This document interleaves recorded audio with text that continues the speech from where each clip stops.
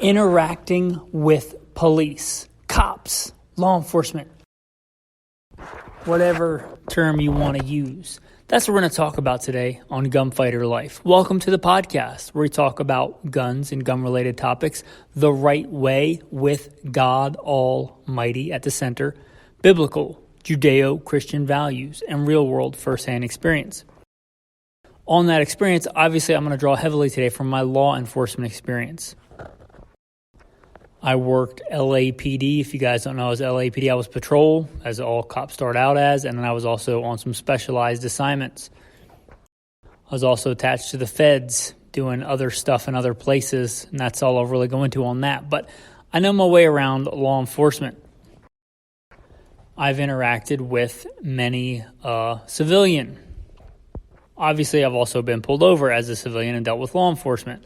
So that's mostly the experience we're going to draw on for today. Interacting with law enforcement. Three now that I think about that. 3 big points that I want to hit on. Doesn't matter if somebody wears a badge or not, or if you wear a badge or not, right is right and wrong is wrong. The badge does not change that. All the laws of God still apply. You shall not murder, you shall not steal, you shall not covet your neighbor's house. You shall not covet your neighbor's wife, nor his male servant, nor his female servant, nor his ox, nor his donkey, nor anything that is your neighbor's, to just do the whole commandment there. If a man is caught breaking in and is struck so that he dies, there shall be no guilt for his bloodshed.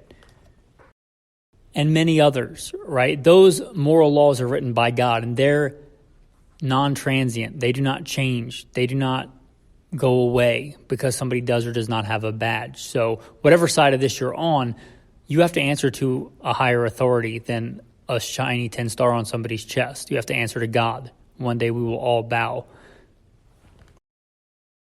and face the judgment seat, right? That's what the Bible says. Every knee shall bow and every tongue shall confess. So remember that. That's numero uno, right? No, God is number one, and you have to answer to Him. Better for you to do the right thing and get punished for it, even if that means going to prison, than do the wrong thing and get away with it. There's an ultimate authority, and it's not some dude with a badge. It's not the, California Penal Code or the Florida Penal Code or anything else. It's not U.S. Code 18, whatever, right? It's you will answer to an ultimate authority, and right and wrong does not change based on your jurisdiction or your municipality. Well, that's a big overarching theme. The other one is cops are just people. The fact that they have a badge does not make them not a person. They still have their own idiosyncrasies. There are good people and bad people. And as much as you guys that are like thin blue line, the cops are heroes. Some cops are heroes. Some cops are child molesters. Some cops are heroes. Some cops are guilty of domestic violence and beat their wife.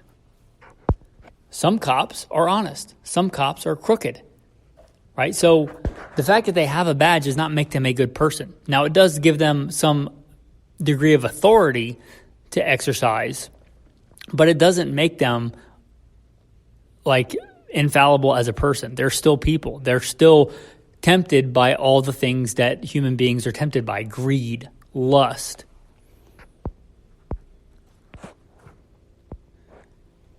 Right? Those temptations don't go away because they have a badge. Greed, lust, those things are still there. Satan doesn't not go after them because they have a badge, right? It's not a thing. It doesn't keep them away. It's not a talisman. So they're still people. You could end up with a good cop. You could end up with a bad cop. You could end up with a by the book, knows the penal code inside and out cop. You could end up with a cop that is a boot and just got out of basic training, the academy 2 days ago and barely passed his penal code exams, right? So you could get a cop that really likes guns and is into guns. You could get a cop that hates guns. How could a hot cop hate guns? Lots of cops are not gun people. Lots of cops don't even like guns. And if they could, there are many cops that would take your guns away. Yeah, because they don't like guns. The only reason you think they got the job as a cop because they like guns, a lot of them got the job as a cop because they got a college degree and they wanted a job with a pension. You might not want to hear that because you're like, thin blue line, cops are heroes. Again, some cops are. Some cops will run into a burning building to save a little kid. Some cops won't. Some cops will stand by outside in a parking lot and let an active shooter kill a bunch of people because they don't want to go in. Some cops are cowards, right? They're just people. That's the main point of this. You don't know what kind of cop you're going to get. You don't get to decide what kind of cop you're going to get. But again, your right and wrong doesn't change either. A cop can do something really, really bad. You still have to do the right thing. You can't control what everybody else does. You can only control what you do. That being said, most cops are not morons. You have to have some degree of intelligence to be a cop. When somebody tells me they want to be a cop, one of the things you should ask yourself is, do you like to write essays? Because a lot of being a cop is writing essays, is writing reports. You do a lot more report writing than you do firearms training. Way, way more. It's not like TV where like you just kick down a door and arrest some bad dude and then you ride off into the sunset or whatever. I don't know. I don't have TV. But it's not like that. You kick down a door, you arrest a bad guy, and then you have 8, 10, 12 hours of paperwork. That's how that works, right? So for the 30 seconds of excitement, you got 8 hours of paperwork, or 10, 12 hours. And then court time where you're just sitting in a bench waiting to be called to the stand. They don't show that on TV because that's super boring, right? But that's the reality. Where was I? Cops are just people. You still have to do the right thing, whatever the cop does. But most cops aren't morons. Most cops are not going to lose their job, put their badge on the line, and do something completely illegal. I said most. The vast majority are not going to do that because they're not stupid. Even if they wanted to do it, they're probably not going to do it because it's not worth them risking their job.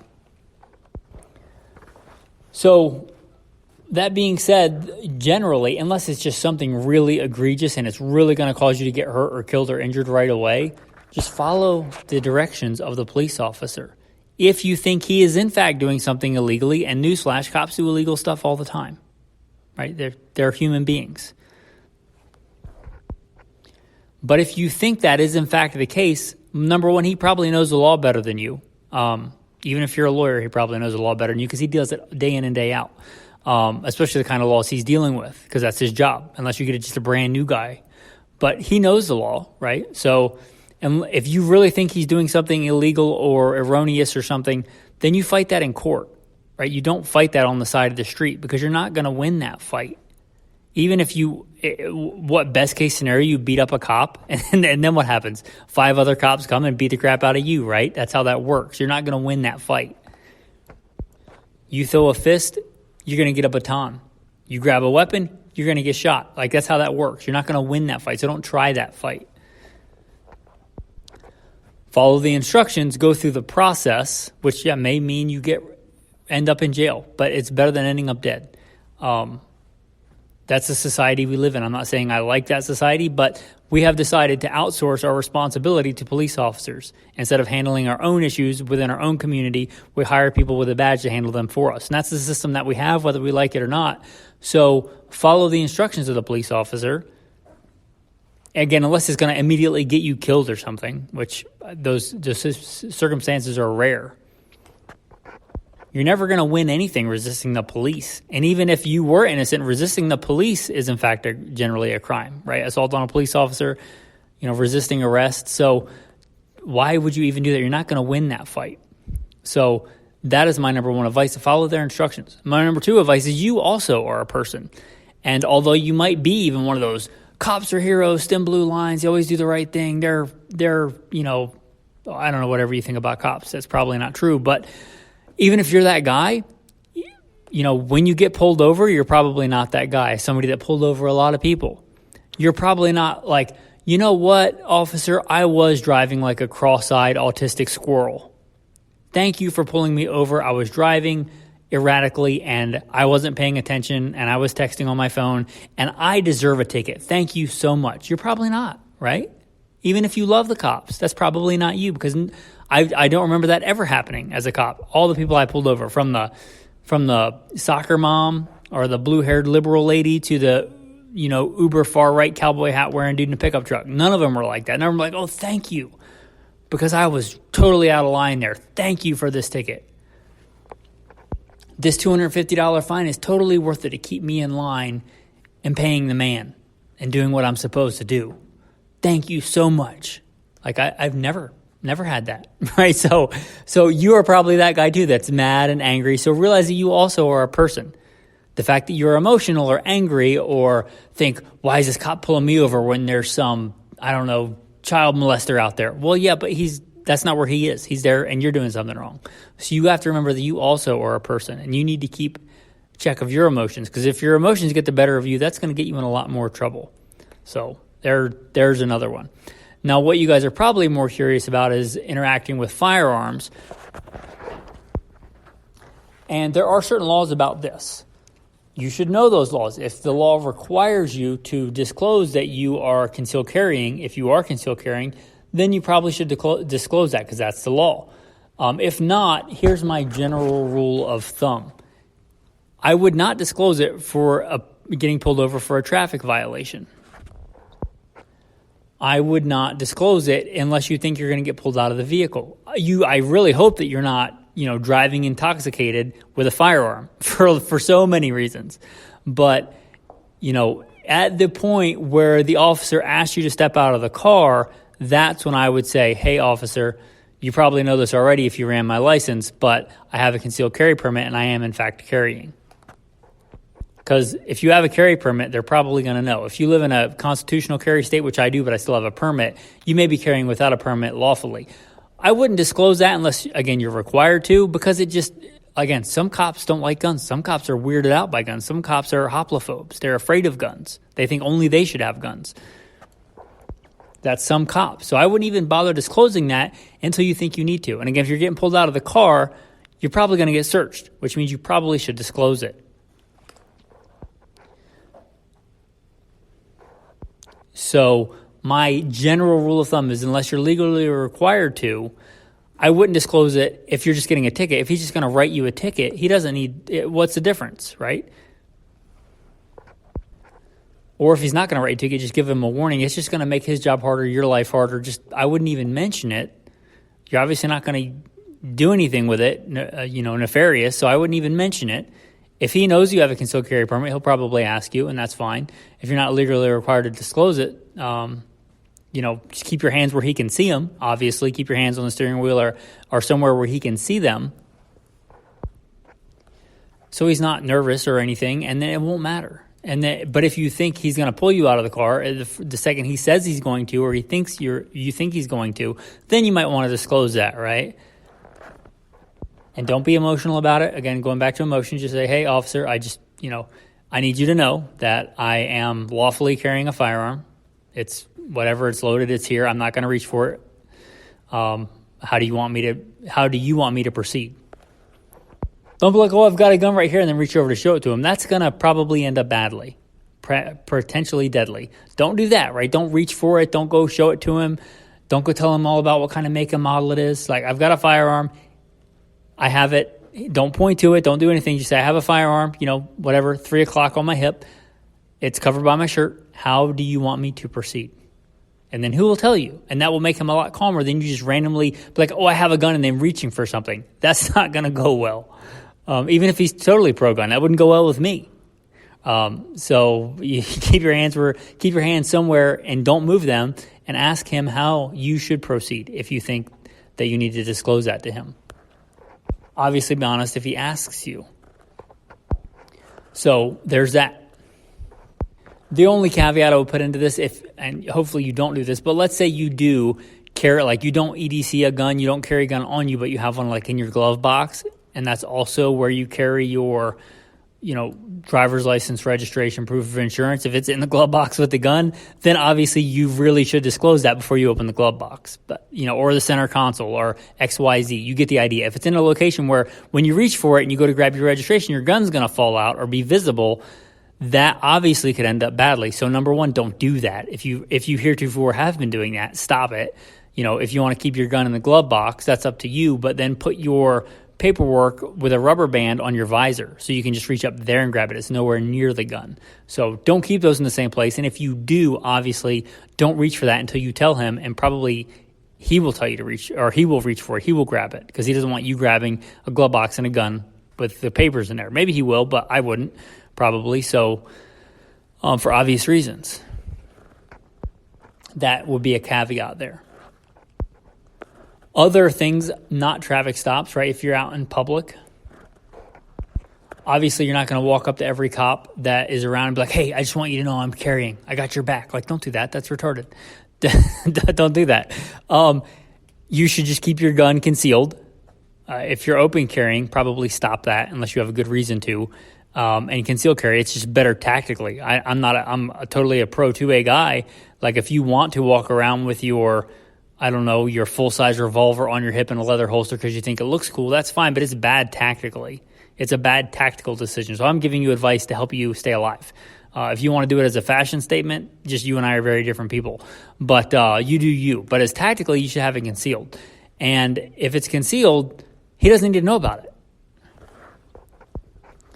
If you're interacting with the police non-voluntarily, like you're being detained, if he's detaining you, he can pat you down. Like if he has a reason to detain you, he can at least do a cursory pat-down search generally. So if you are being detained, and it should be pretty obvious that you're being detained because you're not free to leave, and you could even ask that, am I being detained? Like cops know, like they're not stupid. They will have to tell you the truth. If he says no, then you can just leave. If he says something to the effect of you are being detained or you're not free to leave, then you're being detained, which means you can be patted down for officer safety, which means you absolutely need to disclose that you have a firearm, even if it's, especially if it's lawful, right? You just tell him, yes, but if he says you're being detained, if at that point you assume you're going to get patted down, you should say, I have a firearm on me, with your hands out to your side or up in the air or whatever it is. Say, I have a firearm on me. I'm not going to reach for it. How do you want me to proceed? And then he'll tell you how to proceed. And again, follow instructions. Whether you like it or not, whether you want him to touch your gun and unload it or not, whether you want him to take it from you and put it in his car or not, at that point you've told him, don't get in a fist fight over it, right? Don't go grabbing for it. Don't try to pass it off to your wife. After he knows you have a gun, you follow his instructions. That's a good way to not get shot in the face. Follow his instructions. You're almost never going to come out with anything other than a worse scenario if you resist arrest or resist the police. You're almost always going to come out with the worst option, whether or not you're armed. But it's way worse if you're armed, so don't resist arrest. If you're armed, you ought to be sensible and responsible, and part of that is not resisting arrest. Again, even if you think you're right and the cop is wrong, you may very well be correct in that. But you have to live long enough to prove that in court, right? And even if you're not armed, getting a butt whooping is not going to help your case. So fight that in court, right? As much as I don't like lawyers, like your tax money pays for a public defender. All right, get a better lawyer if you want one. But even if you think the cop is wrong and you are right, which again sometimes happens, go fight that in court. Don't fight that on the side of the road, and certainly don't fight for it if you have a gun on. So that's some advice there. If the cops come to your house, and this is a stupid thing I've seen recently with all the ICE stuff, but cops do not need a search warrant. That is one of the 5 things that a cop can do to get around the Fourth Amendment. The Fourth Amendment is your right to search and seizure. If you don't know your constitutional first 10 amendments, you should know them. But your fourth one is the right against search and seizure. But there are 5 other circumstances in which somebody can do that and bypass your Fourth Amendment right. Probable cause, incident to arrest, consent and exigent circumstances, and then search warrant. You don't need a search warrant to be searched. One of the big ones, why I'm mentioning this, is consent. Now, the cop, because it's a lot less paperwork, going back to paperwork, and paperwork sucks, if the cop is smart, even if he has one of the other ones, if he asks, can I search? He's asking you for consent. You should say no. Even if you're innocent, even if you don't have anything, you should say no. That's my advice. You can do whatever you want. He can try and guilt you into it and be like, well, if you're not guilty, why can't I search? No, I do not give you consent to search. I don't care. That's my advice to you. You can take it or leave it. But my advice to you is never grant consent to search anything, ever. It's your Fourth Amendment right to not be searched. Now, he may search you anyway. Why? Because he has one of these other things. Probably not a search warrant, unless he has a search warrant, in which he's not even going to bother asking you because he has a search warrant. But it's less paperwork if he gets consent. If it's something like exigent circumstances, then he has to do a whole bunch of other report writing to prove that he actually has exigent circumstances. Otherwise, it's going to be fruit of a poisonous tree, and anything he gets will be not admissible. I know that's a lot of legal jargon, but just trust me that unless the cop just doesn't know what he's doing, which, a week out of the academy is probably going to sort that out, he probably has one of these others. So if you say, no, you may not search, and he still does, he's probably not going to lose his job by doing something unlawful and unlawfully searching. He probably has one of the other reasons. Don't argue with him about it. If he searches you anyway, if you do go to court, you can just say, I did not give consent to search, and it may not matter because he had one of the other things. Right? An example would be he gets a call of domestic violence. Maybe your wife and you weren't even fighting, but I don't know, she grabbed a pot of spaghetti off the stove and she really burnt her arms, like really bad, and she's screaming. And your neighbor hears your wife screaming. So he calls on you for domestic violence. The cops get there and you say, no, you can't come in, but they hear your wife still screaming in pain. Well, they're probably going to come in because that's, right, exigent circumstances. They hear somebody screaming in pain inside. They have exigent circumstances.